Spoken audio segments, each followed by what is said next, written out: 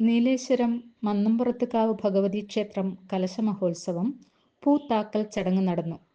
നീലേശ്വരം ഉത്തര മലബാറിലെ ശാക്തേയ കാവുകളിൽ പ്രമുഖ സ്ഥാനമുള്ള മന്നംപുറത്തുകാവ് ഭഗവതി ക്ഷേത്രത്തിൽ 2, 3, 4 തീയതികളിൽ കലശമഹോത്സവം നടക്കും. 2-ാം തീയതി അകത്തെ കലശവും 3-ാം തീയതി പ്രസിദ്ധമായ പുറത്തെ കലശവും നടക്കും. 4-ാം തീയതി ക്ഷേത്രം തന്ത്രിയുടെ നേതൃത്വത്തിൽ ശുദ്ധി കലശം നടക്കും. അന്നാണ് കലശച്ചന്ത. പുറത്തെ കലശത്തിന് മുന്നോടിയായുള്ള കലശം അലങ്കരിക്കുന്നതിനുള്ള കവുങ്ങിൻ പൂക്കുല ശേഖരിക്കുന്ന ചടങ്ങായ പൂത്താക്കൽ നടന്നു. വടക്ക് തെക്ക് കളരികളിൽ നിന്നും ബാല്യക്കാർ പൂ ശേഖരിക്കാനായി പുറപ്പെട്ടു.